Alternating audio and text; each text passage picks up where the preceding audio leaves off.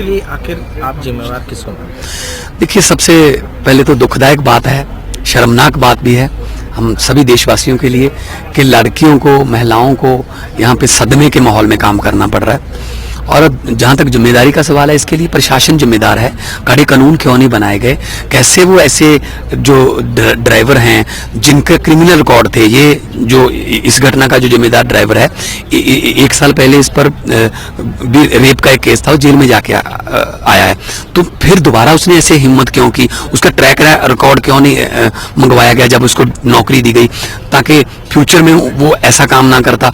तो इसलिए सख्त से सख्त कानून बनाकर, पुलिस को सतर्क बनाकर, सीसीटीवी कैमरे, पब्लिक ट्रांसपोर्ट को और सेफ कैसे बनाया जा सकता है, इस विषय पर संसद में भी चर्चा होनी चाहिए। और ये चर्चा सिर्फ चर्चा तक नहीं रहनी चाहिए, लागू भी होनी चाहिए जी। बसें भी सेफ नहीं है, टैक्सी भी सेफ नहीं है, चाहे वो किसी भी कंपनी की है।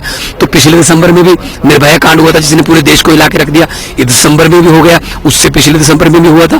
तो काली दिसंबर जो है देश ये दिल्ली की लड़कियों और महिलाओं के लिए जो हो गई है, उसके लिए हमें सख्त से सख्त कानून बनाने चाहिए और इमीडिएटली इस मुद्दे को जो है कानून की शक्ल में लागू कर देना चाहिए। पवन जी, आप जिम्मेदारी की बात कर रहे हैं, प्रशासन पर जिम्मेदारी आप ठोक रहे हैं। आपको लगता है कि आम आदमी पार्टी भी इसके लिए जिम्मेवार है अगर दिल्ली में कानून व्यवस्था अगर बिगड़ रही है तो दिल्ली में हम कैसे कानून व्यवस्था बिगाड़ सकते हैं? दिल्ली में तो हमने 49 दिन जब सरकार चलाई थी, तो वही पुलिस वाले रिश्वत लेना बंद कर चुके थे। वही जो एमसीडी के जो मुलाजिम थे वो उन्होंने करप्शन कम कर दी थी। वो डरने लगे थे कि कोई स्टिंग ऑपरेशन ना हो जाए। तो आने वाले दिनों में भी हमने तो गर्ल्स सेफ्टी पे पूरा दिल्ली डायलॉग किया है, पूरा ब्लूप्रिंट जारी किया है।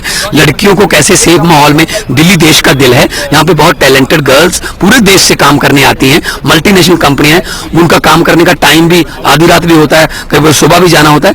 तो हर समय, नॉट ओनली डे में, हर समय दिल्ली की महिलाएं और लड़कियां अपने आप को सेफ महसूस करें। हम ऐसे कानून लेके आएंगे, ऐसे प्रावधान करेंगे। सवाल ये था कि अगर अरविंद केजरीवाल मुख्यमंत्री होते, जैसा कि आप कह रहे हैं कि 49 दिनों में कानून व्यवस्था अपना चलाती थी, अगर अरविंद केजरीवाल यहाँ मुख्यमंत्री होते और आप स्ट्रिक्ट एक्शन लेते, इस तरह की घटना? देखिए, वो गठजोड़ की सरकार थी, उसमें हमें पता नहीं कौन कौन सी मजबूरियों का सामना करना पड़ता।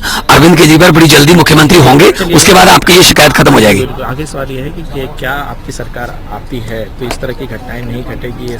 सबसे हमारी प्रायोरिटी गर्ल्स सेफ्टी है, हमारी प्रायोरिटी एजुकेशन है, हमारी प्रायोरिटी रोजगार है, हमारी प्रायोरिटी बिजली पानी है।